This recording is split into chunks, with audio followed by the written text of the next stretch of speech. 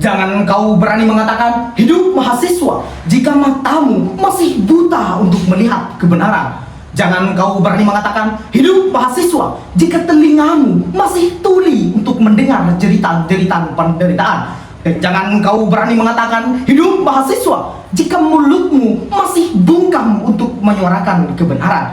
Assalamualaikum warahmatullahi wabarakatuh. Salam sejahtera untuk kita semua. Shalom, Om Swastiastu, Namo Buddhaya, dan salam kebajikan. Dewan juri yang terhormat, perkenalkan saya Hairul Insani, mahasiswa Fakultas Hukum Universitas Trunojoyo Madura, akan menyampaikan sebuah orasi dengan judul Menyingkap Tirai Kedaulatan dalam Panggung Politik Pragmatis, yang tentunya akan saya sampaikan dengan retorika yang lugas serta fakta-fakta yang jelas.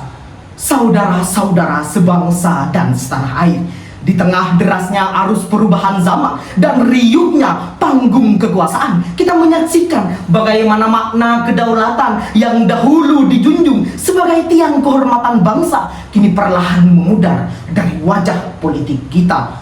Kedaulatan yang semestinya berada di tangan rakyat kini seringkali terselubung dalam kabut kepentingan pragmatis. Di ruang-ruang politik, suara rakyat yang tulus kerap tenggelam oleh ambisi kekuasaan, seolah kekuasaan hanyalah arena permainan, bukan amanah yang harus dipertanggungjawabkan.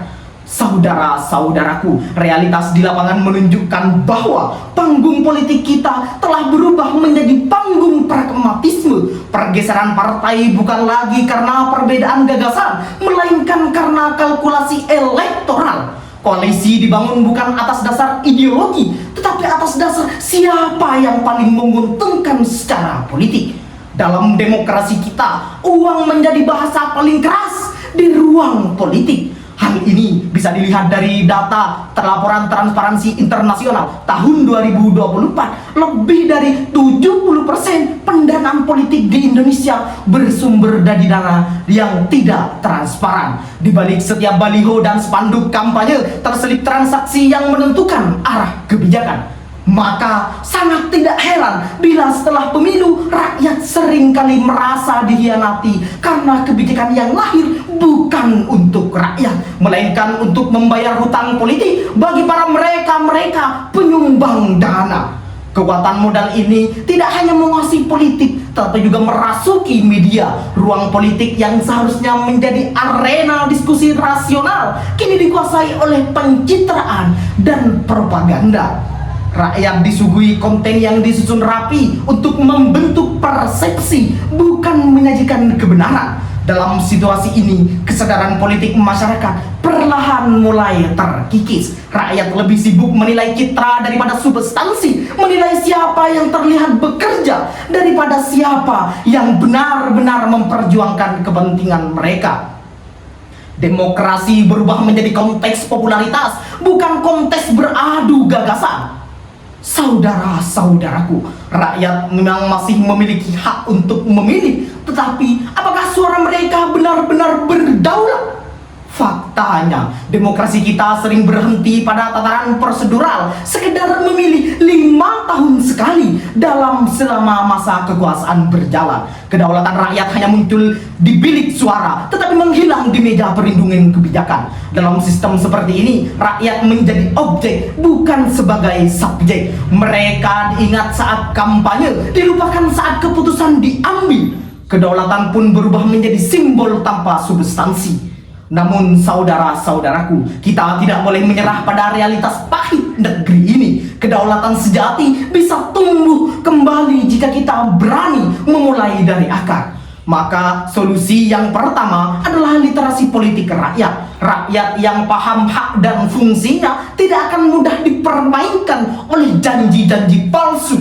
Pendidikan politik harus diperluas, bukan hanya di ruang kampus, tetapi juga di balai desa, komunitas, dan ruang digital. Kesadaran politik rakyat adalah benteng utama melawan manipulasi kekuasaan.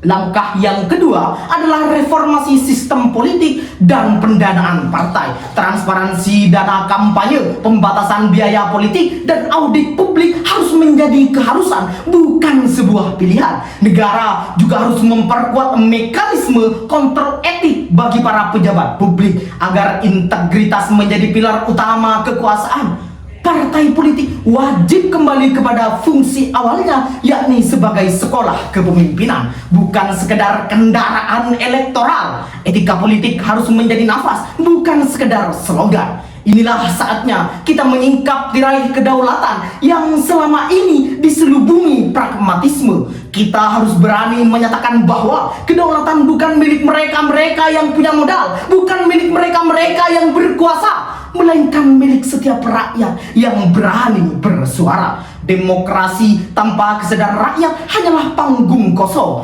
Maka marilah kita hidupkan kembali semangat kebangsaan yang berlandaskan moral, etika, dan kejujuran. Karena sejatinya kedaulatan tidak akan pernah diberikan dari atas, ia harus diperjuangkan dari bawah, oleh rakyat, untuk rakyat, dan demi rakyat. Sekian dan terima kasih.